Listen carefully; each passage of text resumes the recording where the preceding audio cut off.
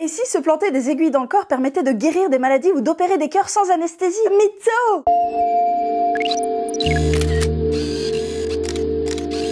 Ah, l'acupuncture, une pratique ancestrale qui nous vient tout droit de la Chine et qui consiste à enfiler de très fines aiguilles à des points bien précis du corps pour aider à faire circuler les énergies. D'après la médecine traditionnelle chinoise, ces points sont situés sur des sortes de canaux qui parcourraient le corps selon un chemin donné et qu'on appelle des méridiens. C'est par ces canaux que circulerait l'énergie vitale du corps qu'on appelle le qi. On compte 12 de ces autoroutes du qi. Il y a par exemple le méridien des poumons, celui du gros intestin, du péricarde ou encore le méridien du triple réchauffeur. Plus efficace que votre micro-ondes. Mais j'ai mieux, il y a aussi les méridiens extraordinaires, c'est leur nom, comme le vaisseau gouverneur ou le vaisseau conception. Vous n'êtes pas dans Star Wars, mais bien sur Info ou Mytho. Et donc, quand Autoroute Info du Qi nous dit « Oh là là, il y a des bouchons sur l'assiette de la rate !» Qu'à cela ne tienne, notre acupuncteur nous colle des aiguilles pile poil là où il faut pour réguler le trafic, et après, ouf, ça va mieux. Imaginez un peu le premier type qui s'est dit « Je vais transformer mon patient en hérisson !» et qui après a dû défendre sa théorie face à un parterre de médecins perplexes. Bon, visiblement, il a été convaincant, sinon il n'y aurait pas d'acupuncteur dans le cabinet médical à côté de chez moi. Ce qui est rigolo, c'est qu'en Chine, cette pratique, déjà historiquement très marginale, avait fini par être passée de mode. Un peu comme nos trépanations et autres collages de ventouses, ils se sont dit bon, maintenant qu'on s'est disséqué et opéré des corps, on va peut-être réserver les aiguilles à notre point de croix et nos parties de Mikado. C'était sans compter sur un retour en force au XXe siècle de l'acupuncture face à un Mao Zedong qui s'est dit que tout était bon pour remplir les campagnes désespérément vides de médecins. Mais oui, docteur, ramenez votre famille, vos chèvres et vos aiguilles, comme il vous plaira.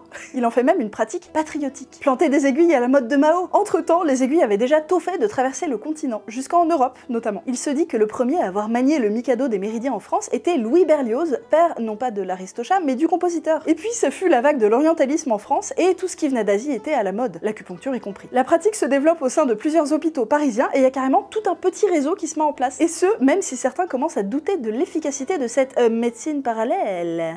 Comment donc, puis-je, cette pratique asiatique ancestrale inscrite par l'UNESCO au patrimoine immatériel de l'humanité serait en fait inefficace? Bon, déjà, c'est pas parce qu'un truc est ancien ni originaire d'un pays exotique que ça le rend plus légitime ou efficace. Il y a bien une époque où on se collait des sangsues pour traiter ses hémorroïdes. Bon bah, le progrès, ça a du bon des fois.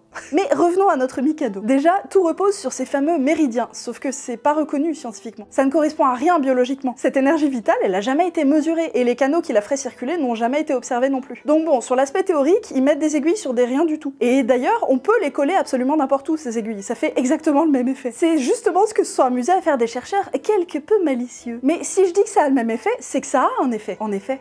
En ressortant d'une séance d'acupuncture, les patients se sentent bien et soulagés. C'est que ça marche alors? Bah c'est ça le truc, c'est que si vous essayez avec une simulation de ce traitement, ce qu'on appelle un placebo, ça marche aussi bien. Un placebo en l'occurrence, ça ressemble à quoi? Eh bien à des fausses aiguilles, c'est-à-dire des aiguilles télescopiques. Comme ces couteaux de cinéma avec la lame qui se rétracte dans le manche au lieu de percer votre victime là. Et voilà que la plupart des patients sont aussi contents quand ils ressortent d'une vraie séance d'acupuncture que d'une séance placebo. L'acupuncture pas plus efficace qu'un placebo, qu'une simulation de traitement. Effectivement, et ça a été montré à maintes et maintes reprises. Sauf dans le traitement de la douleur, enfin de certaines douleurs. En 2009, des chercheurs parcourent des études sur l'efficacité de l'acupuncture et concluent à son effet faible mais existant pour les maux de dos. Comment diable expliquer ça? La réponse réside peut-être dans une étude de 2010, détaillée sur son blog par le journaliste Florian Gouttière, dans un dossier sur l'état des connaissances scientifiques sur l'acupuncture. Des chercheurs ont titillé des souris avec des aiguilles d'acupuncture et ils se sont rendus compte que les piquets déclenchaient une réaction inflammatoire légère, avec sécrétion de peptides et d'opioïdes, des molécules qui minimisent la douleur. En bref, les souris piquées produisaient leurs propres antidouleurs, ce qui pourrait expliquer pourquoi l'acupuncture est un petit peu efficace pour diminuer les douleurs chroniques. Mais encore une fois, rien à voir avec de quelconques méridiens. Comme le note Florian Gouttière, jusqu'à preuve du contraire, on peut avoir cet effet en visant à côté. Donc au-delà de cet éventuel très petit effet sur les douleurs, c'est plutôt tout ce qu'il y a autour des aiguilles qui vont nous faire nous sentir mieux après. C'est ce qu'on appelle les effets contextuels. Le fait d'être reçu par quelqu'un, d'être écouté posément et avec bienveillance, d'être plongé dans une ambiance particulière, tout ça, ça vous soulage déjà. Il y a beaucoup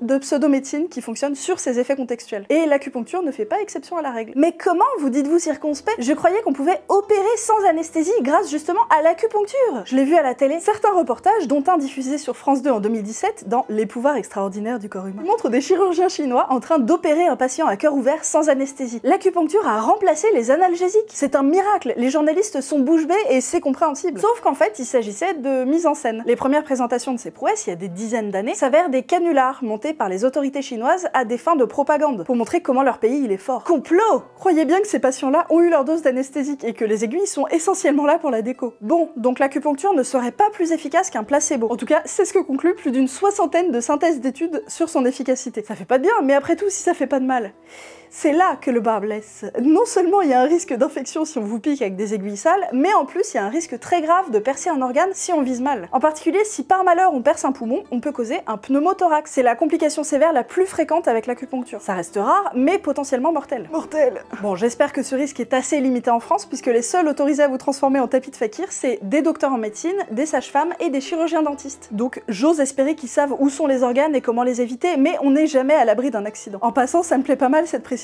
que cette pseudo-médecine soit réservée aux professionnels de la santé. Bonjour, vous venez pour un détartrage ou pour votre méridien triple réchauffeur? Pour de la divination? Ah non, désolé, je suis pas docteur en physique quantique. Mon naturopathe me disait la même chose avant-hier. Il est médaillé Fields. Bon bref, l'acupuncture c'est pas si anodin que ça. Sans parler du retard de prise en charge. Imaginez, vous avez un cancer, mais plutôt que de suivre un vrai traitement, vous décidez de vous guérir à l'oriental avec vos aiguilles. Non seulement ça vous guérira pas, mais en plus le cancer continuera de vous ronger pendant que vous cosplayez en Sonic.